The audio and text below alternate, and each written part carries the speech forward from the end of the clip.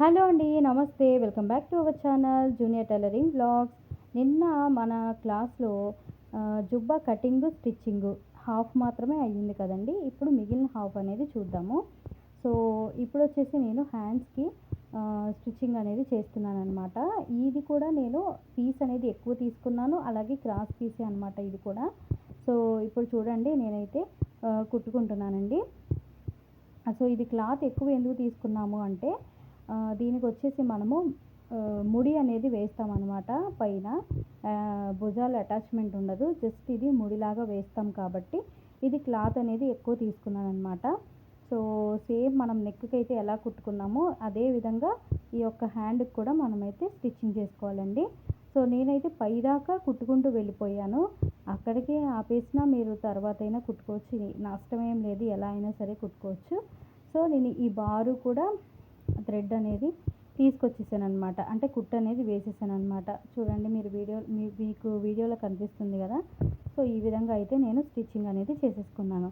Same ఇంకో సైడ్‌కి కూడా ఇదే విధంగా కుట్టుకోవాలండి. 4 సైడ్స్ కూడా ఇదే విధంగా మనం స్టిచ్చింగ్ అనేది చేసుకోవాలనమాట.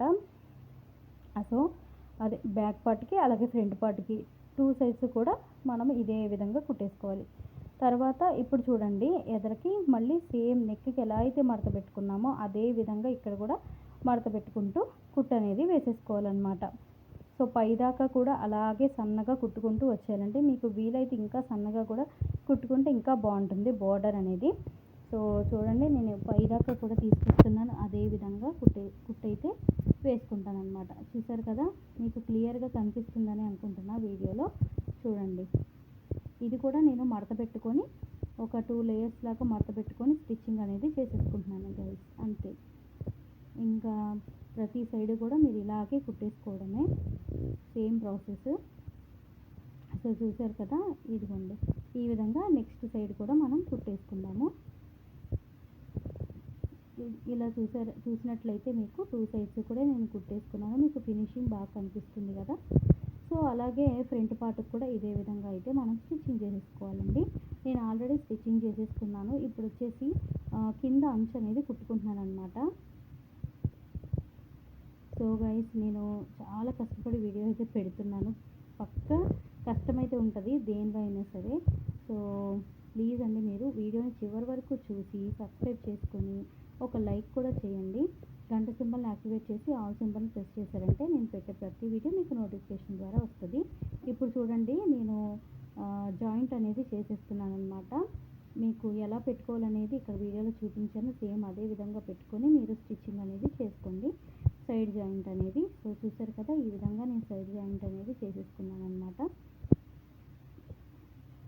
సో, సింపుల్ అండి. జుబ్బా అనేది రెడీ అయిపోయింది. చాలా సింపుల్. కాకపోతే ఏంటంటే నాకు నిన్న టైం కుదరలేదని నేను మళ్ళీ పార్ట్ 2గా పెట్టాల్సి వచ్చింది. లేకపోతే నిన్ననే కుట్టేసేదాన్ని. సో, చూడండి కట్టింగు అలాగే స్టిచ్చింగ్ కూడా సింపులే. నాకు తెలిసి ఒక పావు గంటలో అంటే ప్రొఫెషనల్స్ అయితే పావు గంటలో కుట్టేయగలరు. మనలాంటోళ్ళు అయితే ఒక అరగంట అలా పడుతుందిలేండి. గంట మ్యాక్సిమం. సో, ఈ విధంగా అయితే ముడి వేసుకుంటారనమాట పిల్లలకి తొడిగిన తర్వాత. సో, అంతేనండి సింపుల్ జుబ్బా అయితే రెడీ అయిపోయింది. నేనైతే చిన్న క్లాత్ మీద చూపించాను. మీరు పెద్ద క్లాత్ మీద కూడా ట్రై చేసి మీ పిల్లలకి వేయొచ్చు.